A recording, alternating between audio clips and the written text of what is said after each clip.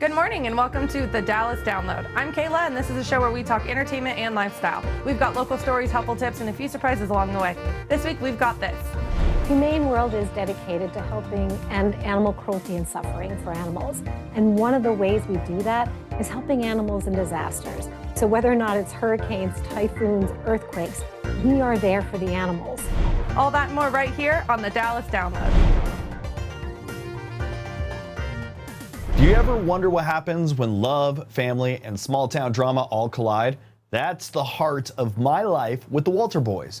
After a whirlwind first season, the story is back with even more twists, tension, and second chances. Joining us are Nikki Rodriguez, Noah LaLond, and Ashby Gentry, better known as Jackie, Cole, and Alex, to talk about season 2 and now streaming on Netflix. Welcome to the show, you three. How are you? Thank you. Doing So well. good. Thank you. All right.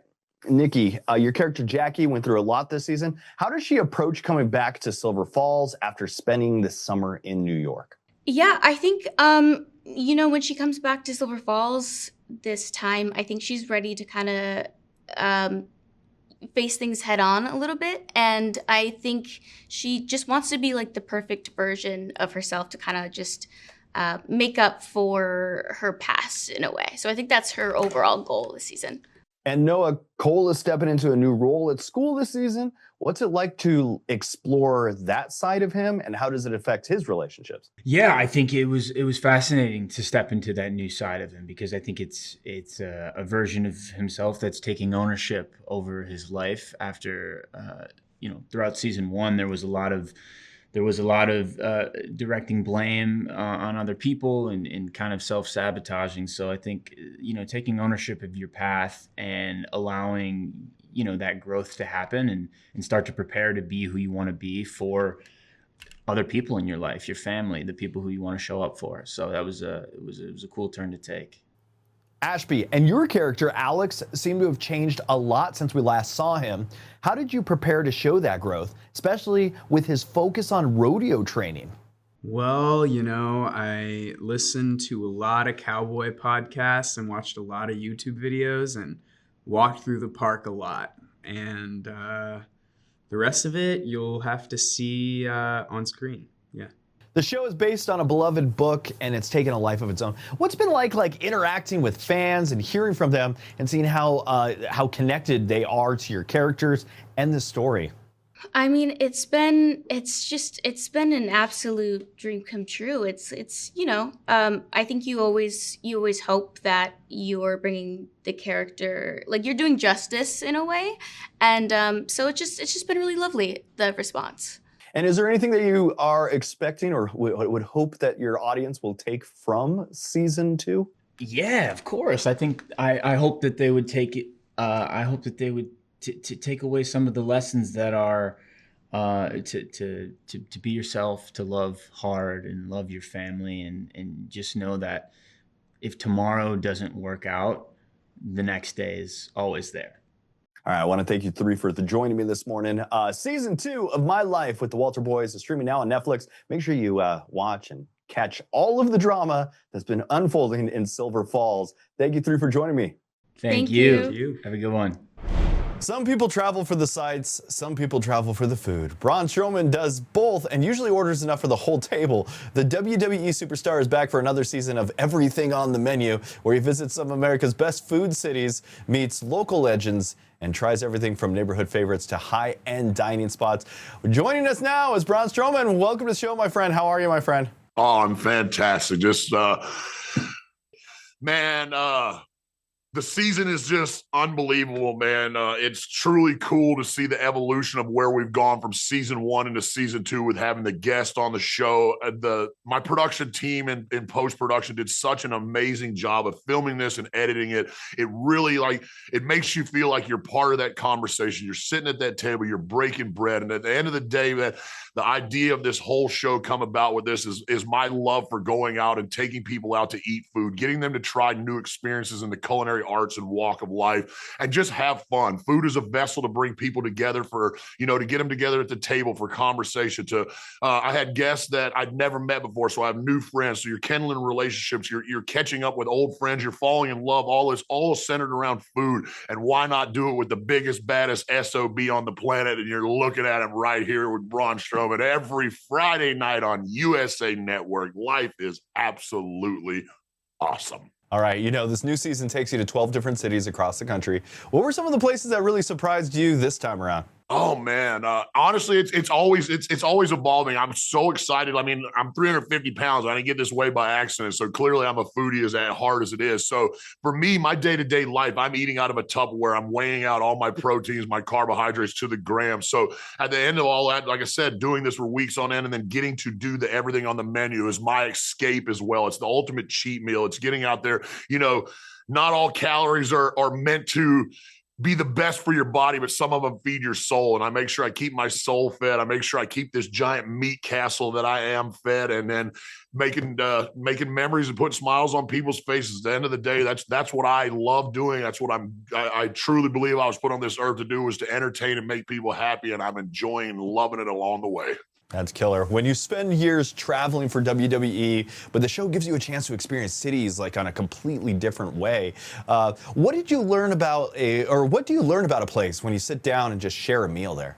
It's really neat because how the format of the show with doing the 2 restaurants every episode, and that first half of the show being the signature dish for that city, for that region, and shining a light, proverbial light, on some of these older restaurants that have been around. All those restaurants I do are 40, 50, 60, 70 years. And, some of them aren't up to date on their social media games and all this. So being able, and then knowing what we did in season 1 of having some of the highest, if not the highest demo ratings in that 18 to 44, is now knowing that these generational restaurants are getting seen by the next generation. I've talked to people that went to some of these restaurants and they live in the town of, like, it's been there for 6 years. I didn't even know this restaurant was here. So hearing those stories, seeing prime example, Beefy King in Orlando is a roast beef sandwich shop that I went to in season 1. It's been open for almost 60 years.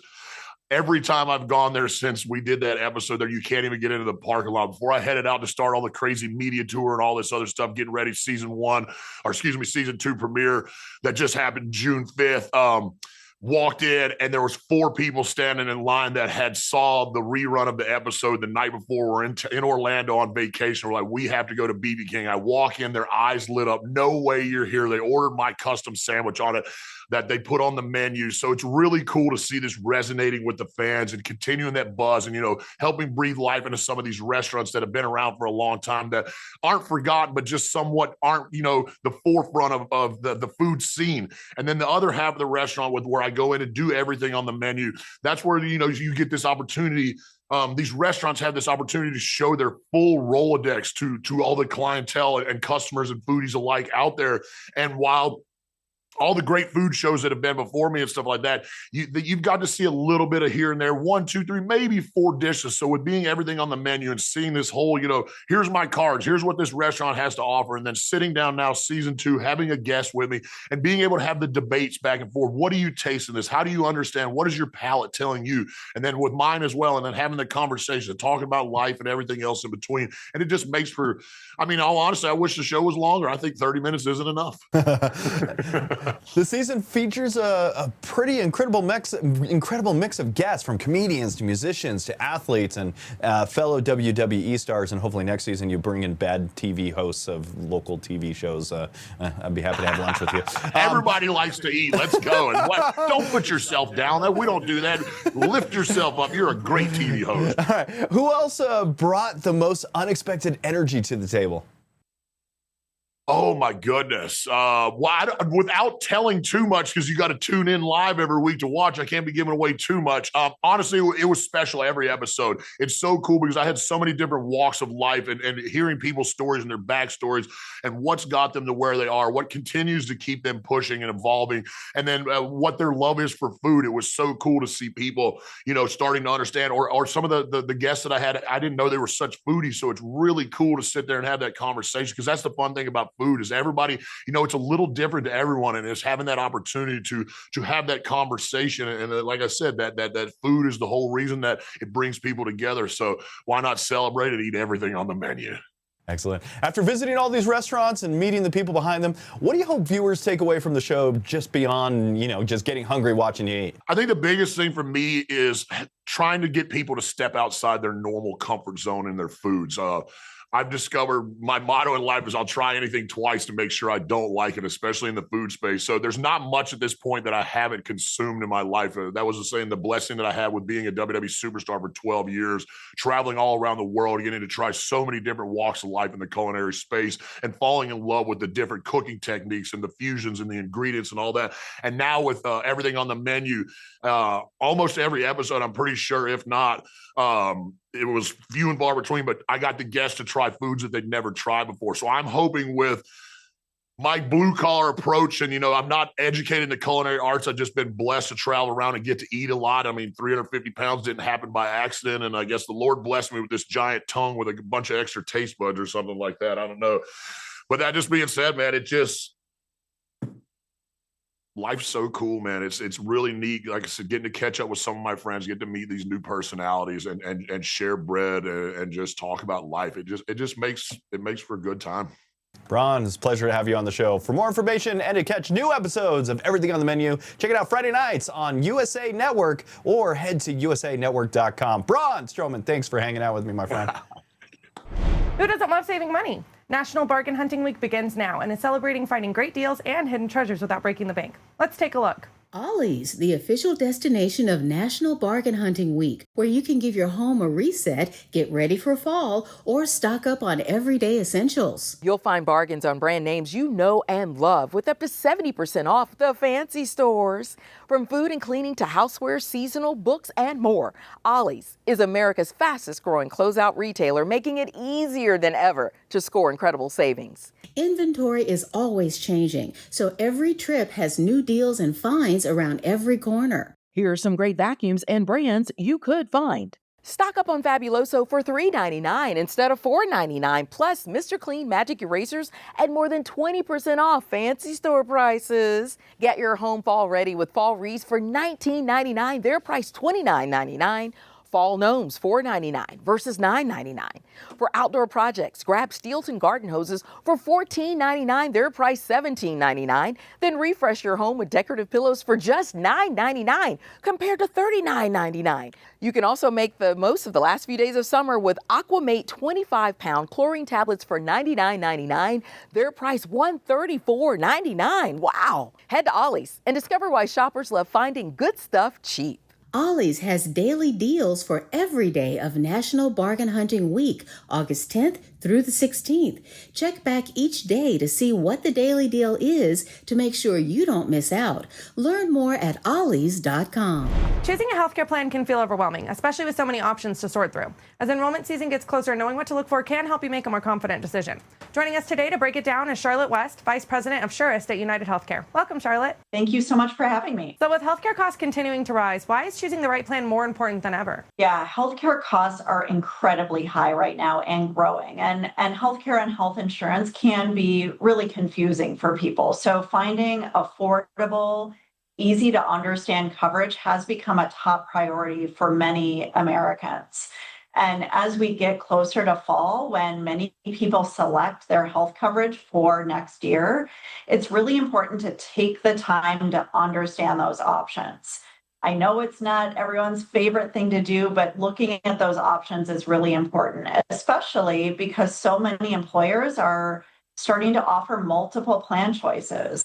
And they're doing that because one size doesn't necessarily fit all. But reviewing those plan options will help you choose the plan that best meets your specific needs and will help you get the most out of the benefits that your employer offers to you. And what are some of the alternative coverage options people should know about? There's actually now a range of new health insurance options available in the market, and these new plans aim to do a few important things. They're designed to have a really simple member experience. They promise more transparency in costs, which is super important right now.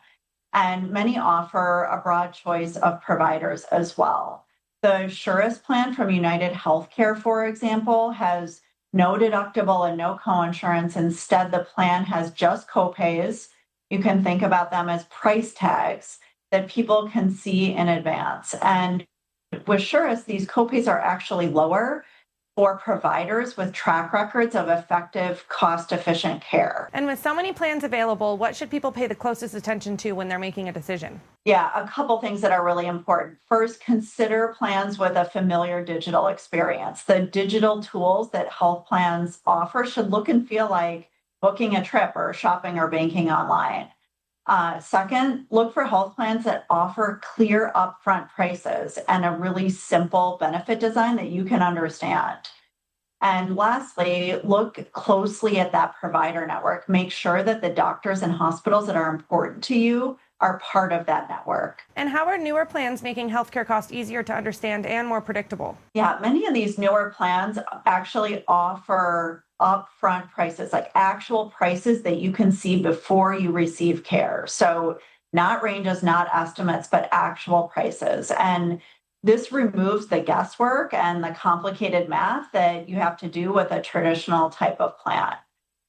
These new plans also are really using technology to help people make better, more informed decisions. Many of them offer like a search and compare tool that's designed to work like a familiar online shopping experience. And lastly, many of these new plans offer virtual care and alternative care options that for some conditions and that can be really convenient and more affordable as well. And where can people go to find more information? They can go to surest.com to learn more about the Surest plan I described. And I would also encourage people to ask their employer about the health plan options that will be available this coming enrollment season. Charlotte West, thank you so much for joining us this morning. And thank you. Most people have heard of muscular diseases, but not everyone is familiar with spinal muscular atrophy, or SMA. During SMA Awareness Month, it's a good time to learn more about the condition, why early diagnosis matters, and how treatment options have evolved. Joining us today is Dr. Manisha Korb, a neuromuscular specialist with Palm Beach Neurology. Welcome, Dr. Korb. Thanks so much for having me here today. I'm excited to be here partnering with Genentech to help raise awareness about spinal muscular atrophy as a paid spokesperson. Well, we're happy you're here. So tell us, for people hearing about SMA for the first time, what is it and how is it typically diagnosed? SMA, or spinal muscular atrophy, is a rare genetic disease that inhibits the body's ability to support healthy muscle function. So they may have progressive muscle weakness over time, and in some cases it may be debilitating. The severity can vary widely from person to person depending on the age of onset of symptoms and the type of genetic mutation that they have. And how does SMA impact someone's everyday routine and overall independence? They may have trouble using their hands or their legs with basic motor tasks such as getting dressed in the morning or using a computer or driving. In more severe cases, they may have trouble with breathing and swallowing, especially if it starts in infancy. But one thing it does not do is it does not affect one's ability to think or to learn or to have meaningful relationships. And we've seen a lot of progress in treating rare diseases. Can you tell us about Evrysdi and what factors you consider before recommending it? Yes, so in the last 10 years or so, there have been massive leaps in the space of disease-modifying therapies, which are treating the root cause of the disease. Evrysdi is the one that I'm going to highlight today, which is the first orally administered FDA-approved medication available for all ages of SMA, infants, children, and adults. It's available as a liquid or a tablet. The liquid form is for all ages. It can be given by mouth or by feeding tube. And the tablet form is available for those who are older than age 2 and weigh more than 44 pounds. And as with all medications, we have to think about the side effects. So for adults, the most common side effects are fever, diarrhea, and rash.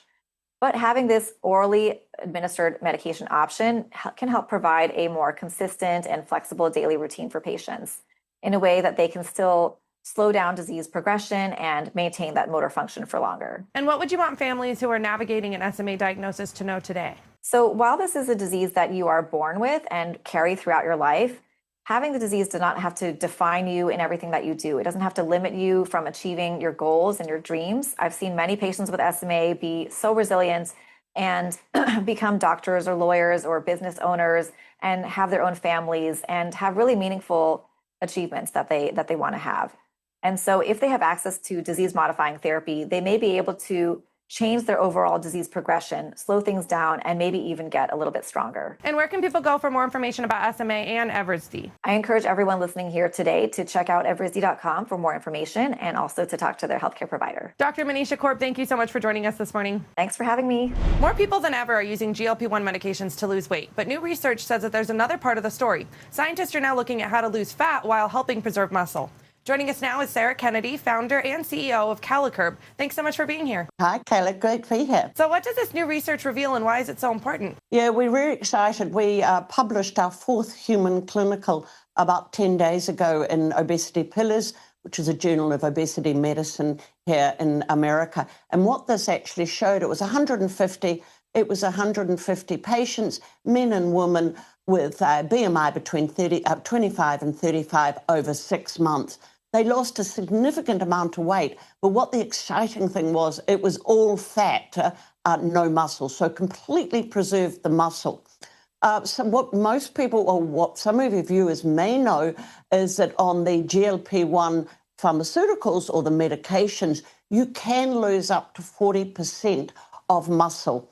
So what this is, and we've got to look beyond just the scales now of weight loss and look at body composition. And why are experts paying more attention to muscle loss in people using GLP-1 medications? Well, really important. Muscle is so important for strength, mobility, and healthy aging. As we age, we lose about 3% of muscle per year. So if you're losing 40% in a weight control, that's a lot of muscle, and it's very hard to regain it. So you really want to be losing the fat, not the muscle. And this is what this latest clinical showed, that it was all fat loss. And what I was excited about is proportional to visceral fat as well. So the ones in the treatment group lost 3.5 times more visceral fat than the placebo alone. And how does naturally activating the body's own GLP-1 differ from GLP-1 injections? Yeah, it's fascinating. So what it does is it goes down and we're super stimulating your own natural, we all produce appetite suppressing hormones. And everyone's heard about GLP-1. Well, this is what you produce that with other appetite suppressing hormone. So what a natural one is, we're super stimulating the release of these.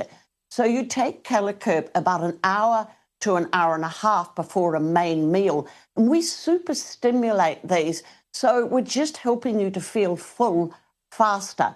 So we know from previous clinicals that we reduce your hunger by 40%, your craving by 40%, and your average calorie intake by 18%. But what this latest clinical showed us is this actually goes into sustained weight loss. So the difference then is with a synthetic GLP-1, you're actually injecting in a synthetic hormone, a synthetic GLP-1, which mimics your own natural GLP-1, but they've changed a little molecule in it so it lasts for 7 days. Korb lasts for 4 to 6 hours. So it works with your body when you need it, which is when you're going to eat. So you just want to eat less, feel full faster, and eat less. So it's a really elegant solution for reducing those meal portions and to stopping that food noise, because, we're surrounded by food all the time and it smells and it looks delicious. And for people looking for a natural alternative or those coming off of GLP-1 medications, how does Korb work and where can they get it? Yeah, it's a really good question. If you're coming off a medication, take Korb, because you've suppressed your own natural hormones when you're on a synthetic. So you've got to reboot that gut-brain axis. How to get it? You go to www.Korb, that's CALOCURB.com, and you'll see all the science, you'll see how it was developed, everything like that. Ask questions, do all of that. And if you decide to purchase, use the discount code START, and you'll get 10% off your first order. It's also available on Amazon, and we also sell through practitioners in the US, so you can ask your practitioner about it. And for those of us out there taking notes, tell us one more time, where can people go for more information? Sure, it's www.Korb, CALOCURB.com. Sarah Kennedy, thank you so much for joining us this morning. Thank you. Do you have a plan for your family if severe weather hits? What about your pets? From hurricanes and floods to wildfires and tornadoes, having a plan for every member of the family can make a huge difference. Joining us today is Kitty Block, President and CEO of Humane World for Animals, to share how families can prepare before the next storm. Welcome, Kitty. Thank you. Yes. So, Humane World for Animals responds to disasters around the world. How do you help animals when these emergencies happen? Humane World is dedicated to helping end animal cruelty and suffering for animals. And one of the ways we do that is helping animals in disasters. So whether or not it's hurricanes, typhoons, earthquakes, we are there for the animals. And when we're talking about pets, we're there for the people too, the people who love their pets. But we're also there for wildlife. We've been in Australia during the wildfires, saving koalas and wallabies. We're also currently in India, saving goats and pulling them from the waters. Whatever the situation needs, we've got a global team, and we're ready to deploy. And when your teams arrive after a hurricane, wildfire, or other disaster, what are some of the situations you find animals facing? It really can range. We find animals with life-threatening injuries, dehydration. We set up veterinary clinics for these animals, house them. We bring boats if it's required, or if there's flooding, and we literally pull animals from the waters to save them. And so it depends on the kind of situations that we see. But the one common thread, the one thing we see over and over again, and it doesn't matter where we deploy, it's that bond between people and their pets. It is so strong, and they're intimately linked. And so we see people in so many disaster situations where they won't get out of harm's way if they can't evacuate with their dog or their cat, or if their animal is struggling, they won't leave them behind.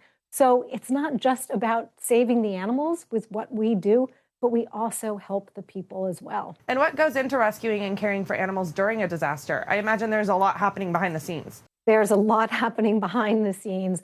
And before we even deploy, we've assessed the situation, we know what the needs are, we've worked with the authorities, so we know exactly what we need to do. And that can range from search and rescue. I remember being in Kentucky after the tornadoes hit, literally going to places where houses have been destroyed and searching and rescuing for their kittens that were left, they were not able to find before they left.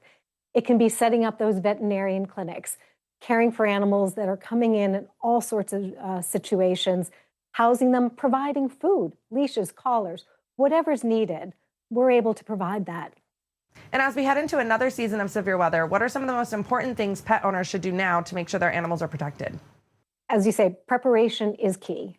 So before a disaster hits, it's the time to take action. And so if you have a disaster plan for your family, include your pets. So sometimes that could mean as simple as knowing which hotels will take pets ahead of time if you have to evacuate, or where you can board your animal. These things are really key to know ahead of time.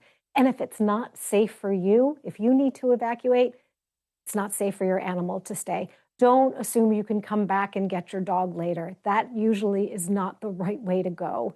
And so you can also just have a kit, something that has food, dog food, cat food for a few days, any medications your animals are taking, collars, leashes, make sure you have crates if you need to. And so important, make sure they're ID'd, because a lot of the work we do is during a disaster, people and their pets get separated, which is really hard and very sad. But what we do is help reunite them.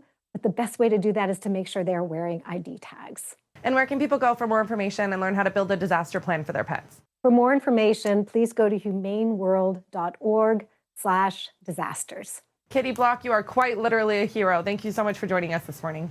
Thank you. And that's going to do it for this week's episode of the Dallas Download. Thanks so much for spending part of your day with us. Be sure to follow us on social media for even more fun between episodes, and join us again next week for another edition of the Dallas Download.